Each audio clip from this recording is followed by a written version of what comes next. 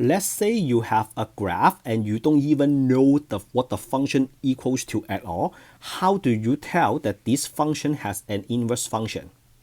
For example, I have so many graphs. This graph can be represented by a function, right? But I didn't tell you what the function is. By looking at the graph, how do you tell that this graph has an inverse function? The answer is you have to use a horizontal line test. So that sounds familiar, right? Because you are thinking, all right, I remember that I learned vertical line test in the past. Yes, you study vertical line test in the past. Vertical line test is for testing the one-to-one property of a function. Basically, you have a graph. You draw a vertical line. If the vertical line intersects the graph at one point, exactly one point, then the graph is a function. If the vertical line has two intersections, then the graph is not a function. But horizontal line is for testing the inverse function. There are two cases. The first case is you draw a horizontal line, you see exactly one intersection. That means that function has an inverse function. For example, all the purple graphs right here. So if you draw a horizontal line, but you have to do it within the domain, right? So it doesn't make any sense if you just draw a horizontal line right over here. So please, did I say within the domain? It must be within the range, okay? Within the range. So don't put it right here. That is out of the range, right? So you don't want to put a line in here. You don't want to put a line in here. You want to put it within the range. Somewhere within the range. Make it horizontal. Like this. Like that. What do you see? I see exactly one intersection, exactly one intersection. That means these two functions, they have an inverse. So the first one is clearly something like a square root of x, and then the second one is a half parabola, right? X squared. They have an inverse. And then this one, the straight line, exactly one intersection, exactly one intersection, exactly one intersection, or you can do it right here and say this is exactly one intersection and then exactly one intersection. So the six graph you see right here, whatever the function represents, they all have an inverse function. That means you can do the algebra to find the inverse function. How to do the algebra, I will show you in the next video.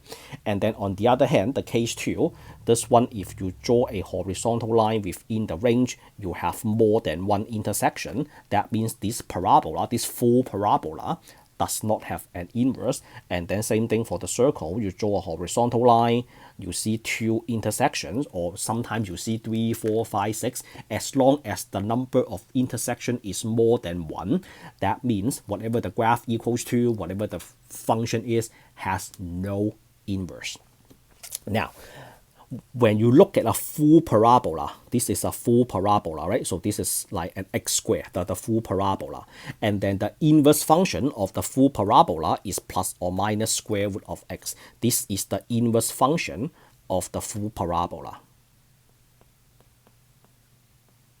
Now, the full parabola fails the horizontal line test, right? That means the full parabola does not have an inverse function. What if you insist to do the algebra to find the inverse function? You can do the algebra to find f inverse. It doesn't mean f inverse is a function, because if you draw a vertical line, use the vertical line test, the one-to-one property is failed. The plus or minus is not one-to-one. When x is equals to 1, y can be positive 1 or negative 1.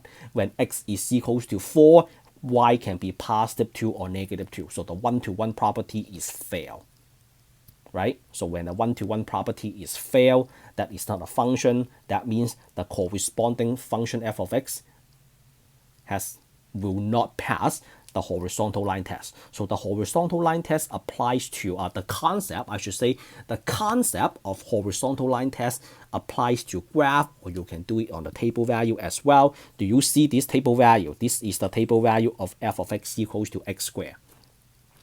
This does not have an inverse. Do you know why? So for the horizontal line test, you have two identical y, right? So do you see this horizontal line test? Do we agree that we have two identical y? Y is equals to the same value in this case. So all you have to do is you check it. So this, when x is equals to negative 2, y is equals to 4. When x is equals to 2, y is equals to 4. So this one, the horizontal line test failed. So the horizontal line test failed because y occurs twice. Not only just the 4, also the 9 and the 1. They occur twice. So the horizontal line test failed. Therefore, x squared has no inverse. You have to be able to do this on a table value as well, because sometimes they don't give you a graph, they give you a table value instead. And then the last one, do you see that any y occurs twice? No. So this is for the function f of x, none of the y occurs twice, so this has an inverse. F inverse of x, which is what? Which is equals to x squared when x is greater than or equal to 0. But how do you go from the square root of x to x squared? We have to discuss that in a separate video. Alright, so that is the end of this video. If you like it, give me a thumbs up or subscribe. Truly appreciate your subscription, and I will meet you all in the next one. Signing out.